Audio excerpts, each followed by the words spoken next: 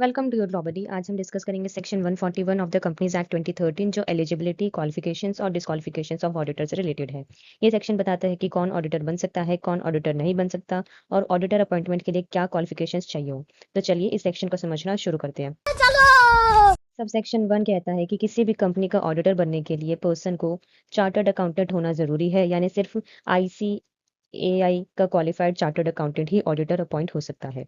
Next है proviso. ये proviso बताता है कि अगर एक ऑडिट फर्म अपॉइंट की जाती है तो फर्म के मेजॉरिटी पार्टनर्स इंडिया में प्रैक्टिसिंग चार्टर्ड अकाउंटेंट होने चाहिए। ऐसी फर्म अपने फर्म नेम से ऑडिटर अपॉइंट हो सकती है। For example, ABC and company में 4 पार्टनर्स हैं, CA हैं, 1 पार्टनर नॉन CA है, तो फर्म ऑडिटर अपॉइंट हो सकती है। सबसेक्शन 2 बताता है कि अगर ऑडिट फर्म या फिर LLP ऑडिटर अपॉइंट होती है, सिर्फ चार्टर्ड अकाउंटेंट पार्टनर्स ही ऑडिट रिपोर्ट साइन कर सकते हैं और कंपनी के ऑडिटर के रूप में एक्ट कर सकते हैं। फॉर एग्जांपल, XYZ LLP में 5 पार्टनर्स हैं। सिर्फ CA partners audit report sign कर सकते हैं, नॉन CA पार्टनर्स साइन नहीं कर सकते। सबसेक्शन 3 बात करता है डिस्क्वालिफिकेशंस ऑफ द ऑडिटर के बारे में। अब देखते हैं कौन ऑडिटर अपॉइंट नहीं हो सकता। क्लॉज ए बताता है बॉडी कॉर्पोरेट के बारे में कि कोई भी बॉडी कॉर्पोरेट ऑडिटर नहीं बन सकती। एक्सेप्शन क्या है? LLP यानी कि लिमिटेड लाइबिलिटी पार्टनरशिप अलाउड है। नेक्स्ट है क्लॉज बी।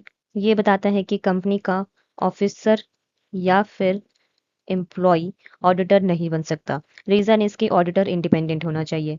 क्लॉज सी बताता है कि ऐसा पर्सन भी ऑडिटर नहीं बन सकता जो कंपनी के ऑफिसर का पार्टनर हो या फिर कंपनी के ऑफिसर का एम्प्लॉय हो। फॉर एग्जांपल, फाइनेंस मैनेजर का बिजनेस पार्टनर ऑडिटर नहीं बन सकता।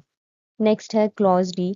ये बताता है कि अगर ऑडिटर या उसका रिलेटिव या फिर पार्टनर सिक्योरिटीज होल्ड करे, कंपनी या उसके subsidiary, holding company, associate company में शेयर से फाइनेंशियल इंटरेस्ट रखता है, तो ऑडिटर डिस्क्वालीफाइड हो जाएगा।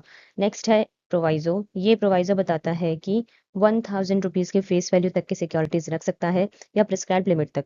फॉर एग्जाम्पल, ऑडिटर खुद कंपनी के शेयर्स खरीद लेता है, वो ऑडिटर नहीं रह सकता।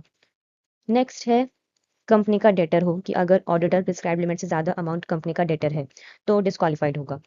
नेक्स्ट है गारंटी या फिर सिक्योरिटी दी हो। अगर ऑडिटर ने किसी थर्ड पर्सन की कंपनी के लोन के लिए गारंटी दी है तो अब डिस्क्वालिफिकेशन हो सकती है। क्लॉज ई बात करता है कि अगर ऑडिटर या फिर ऑडिट फर्म का कंपनी के साथ बिजनेस रिलेशनशिप है तो ऑडिटर अपॉइंट नहीं हो सकता। रीजन इसकी ऑडिटर को इंडिपेंडेंट रहना चाहिए। For example, audit firm company को कंसल्टेंसी सर्विस बेच रही है, ये कॉन्फ्लिक्ट ऑफ इंटरेस्ट क्रिएट करेगा। क्लॉज एफ बात करता है कि अगर ऑडिटर या फिर रिलेटिव डायरेक्टर है या फिर की मैनेजेरियल पर्सनल है तो ऑडिटर डिस्क्वालिफाइड होगा। क्लॉज जी बात करता है कि जो पर्सन किसी और जगह फुल टाइम एम्प्लॉय है वो ऑडिटर नहीं बन सकता। मोर देन 20 कंपनीज का रूल भी है इसमें कि अगर ऑडिटर या फर्म का पार्टनर 20 से ज्यादा कंपनीज का ऑडिटर है तो नए अपॉइंटमेंट के लिए एलिजिबल नहीं होगा।